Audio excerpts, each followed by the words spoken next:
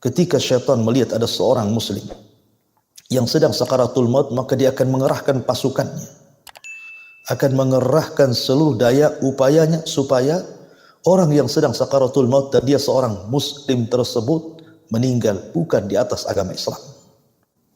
Al-Imam Al-Qurtubi dalam kitabnya At-Tadhkirah fi Ahwalil Akhirah menyebutkan satu riwayat dengan sigah tamrid.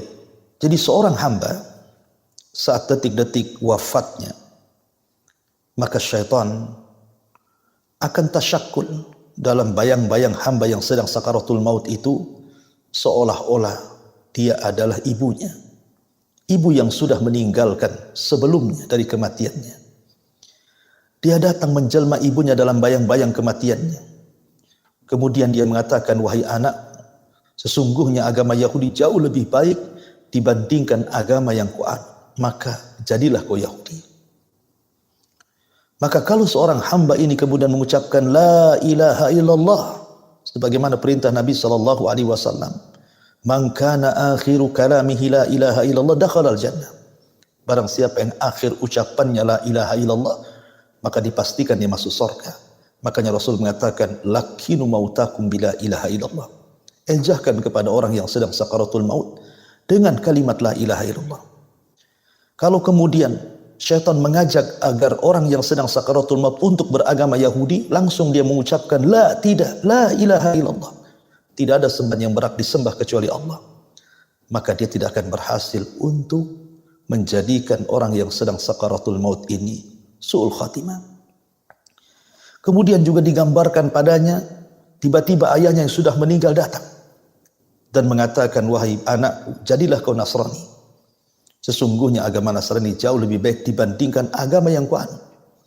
Kalau dia mengucapkan la ilaha illallah, tidak ada sembahan yang berhak disembah kecuali Allah, maka dia terselamatkan dari su'ul khatimah. Makanya penting seseorang yang sedang sakaratul maut itu ditalkinkan kalimat la ilaha illallah. Begitulah syaitan berusaha untuk supaya orang yang sedang sakaratul maut ini keluar daripada agamanya, keluar dari keyakinannya dan keimanannya. Terkadang kalau seandainya orang sakaratul maut ini sedang sakit parah, dia tidak tahan dengan sakitnya.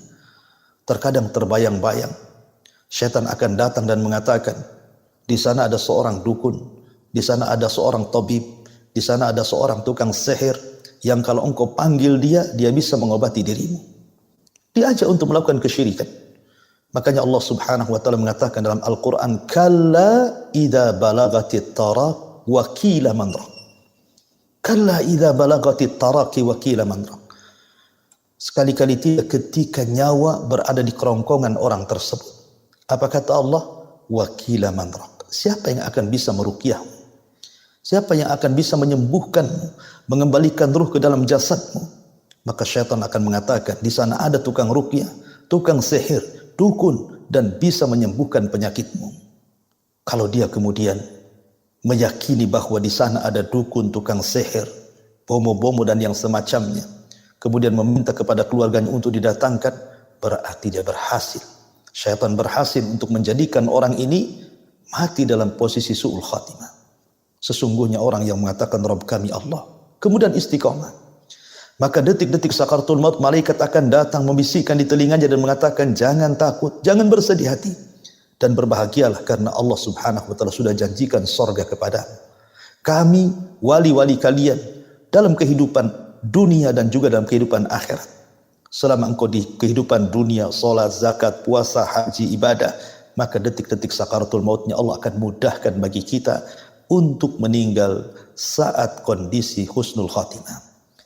Dan tidaklah setiap hamba dibangkitkan sesuai dalam kondisi meninggalnya seperti apa. Dan manusia meninggal itu biasanya dibawa kepada kebiasaan hidupnya. Kalau kebiasaan hidupnya terus di atas kemaksiatan kepada Allah Azza wa Jalla, maka dia mati su'ul khatimah. Kalau kebiasaan hidupnya dia beribadah kepada Allah, menjalankan perintah Allah Subhanahu wa taala, dekat dengan Allah, berusaha melaksanakan syariat Allah, maka insya Allah, maka Allah Subhanahu wa taala akan menutup perkaranya dengan husnul khatimah. Fa amma man a'ta wattaqa wa saddaqa bil husna fasanuyassiruhu lil yusra. Barang siapa yang memberi, bertakwa, membenarkan akhirat, sudah mudah jalan hidupnya. Mudah untuk sholat, mudah untuk zakat, mudah untuk sedekah, mudah untuk qiyamul lail, maka Allah mudahkan untuk beramal soleh yang lainnya, sehingga Allah tutup dengan amalan soleh yang sudah Allah mudahkan kepadanya, dan dia pun meninggal dalam kondisi husnul khatimah.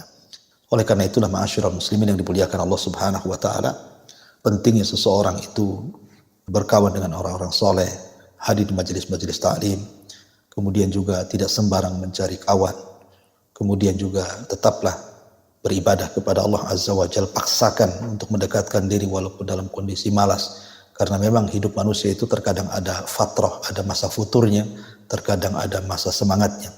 Maka barang siapa saat futur dia tetap menjalankan sunnah Nabi SAW ataupun ibadah kepada Allah Azza wa Jalla, faqad ihtada, kata Rasul, maka engkau akan diberikan hidayah sampai akhirnya Allah Subhanahu wa taala wafatkan kita dalam posisi husnul khatimah.